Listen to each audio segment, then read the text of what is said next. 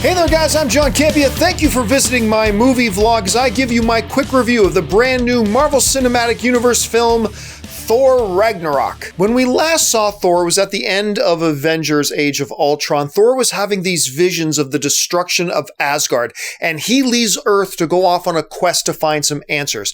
It is near the tail end of that quest that Thor Ragnarok picks up, and he comes back just in time, of course, for Hela, the goddess of death, to show up. And in the midst of having to deal with that, Thor and Loki end up on Sakaar, a planet made up totally of a population of throwaways and discarded individuals, ruled under an iron fist by the Grand Master, played by Jeff Goldblum, who happens to have a gladiator arena, and his champion is none other than the Incredible Hulk. Now Thor has to get off of Sakaar, fight Hela, and try to prevent the destruction of Asgard known as Ragnarok. Alright, so all of that you saw in the trailers. The bottom line, though, is the movie any good? And the answer to that is a resounding yes. This is, I said this in my tweets, a relentlessly entertaining movie. Now, I was excited just like everybody else when we found out that What We Do in the Shadows director Taika Waititi was going to be directing the film, but I had my doubts that Marvel would actually let Thor Ragnarok become a Taika Waititi kind of film. And if you've seen What We Do in the Shadows, you know exactly what I'm talking about. That movie is magnificent.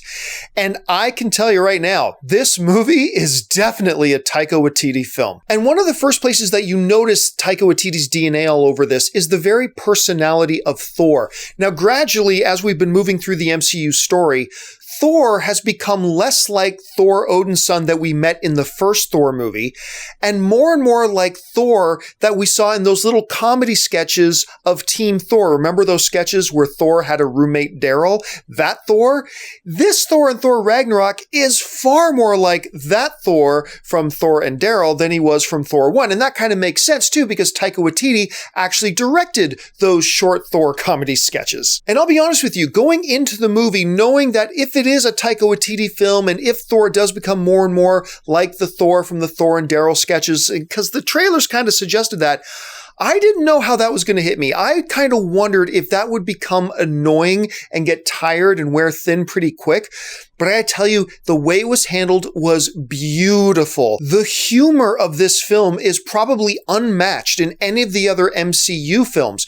But the beauty of this movie is that it's not just all laughs and chuckles. There are heavy stakes at place. And believe you me, there are heavy losses that are going to be felt by several characters across the film. Taika Waititi and Kevin Feige found a way to make Thor a entertaining and fun movie, and a funny movie, while all at the same time having massive, heavy, and serious universe-altering stakes all at the same time that makes for an incredibly satisfying package of a movie. If we want to talk about some of the individual performances, Chris Hemsworth has become so comfortable in the Thor skin.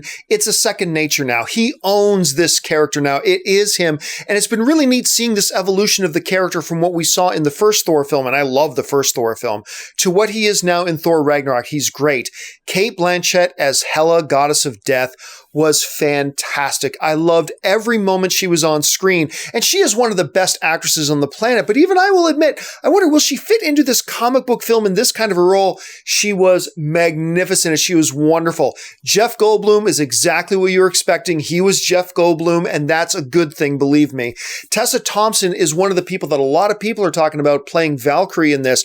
A lot of people very impressed with her in this movie. She made a definite impression. We're going to see more of her in the MCU. Absolutely. Now, I do have a couple of minor quibbles with this movie, though, and these are minor, and I can't go into too many details lest we get into spoiler territory, but I'll start with minor quibble number one.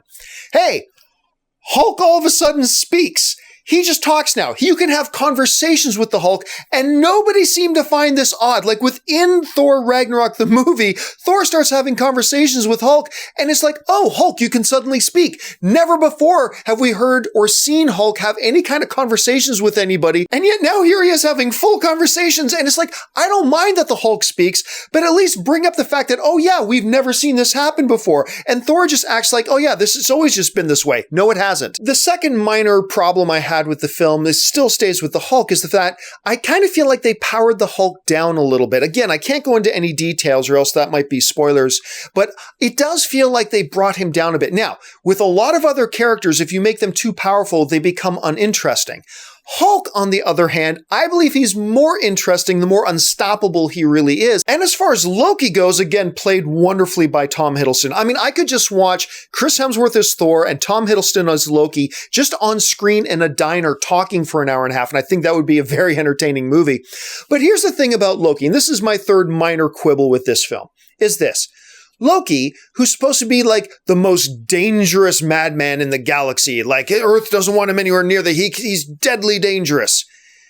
Except that everybody can take him in a fight. Like, everybody beats up Loki. I mean, even prior to Thor Ragnarok, we've seen Thor beat him up a couple of times. We've seen the Hulk beat him up. We've seen Iron Man beat him up. I mean, I don't know that I've seen Loki win a fight. But at the end of the day, these things are just minor quibbles in the light of the fact that Thor Ragnarok is just a massively entertaining film.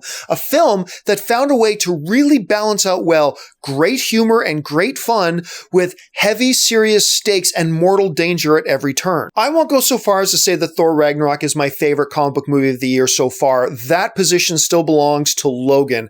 But I will say this, it could be my number 2 or my number 3. Doesn't matter. Get out to the theater. You're going to have a really good time watching this movie, and I cannot wait for it to open because I want to do a spoiler review where I can get into all the details about the heavy consequences and all that kind of stuff. So much to talk about, but that'll have to wait till after you've seen the movie too. The big question is, what are you looking forward to in Thor Ragnarok? Does all the reviews you're hearing kind of line up with what you were expecting? Are you hearing things you weren't expecting to see? Jump into the comments section below and let me know your thoughts. And listen, guys, while you're here, take a second, click on the subscribe button, become a subscriber to my YouTube channel, and make sure you follow me on social media, on Facebook and on Twitter, just at John Campea. That'll do it for me for now, guys. Thanks so much for joining me, and until the next one, bye-bye.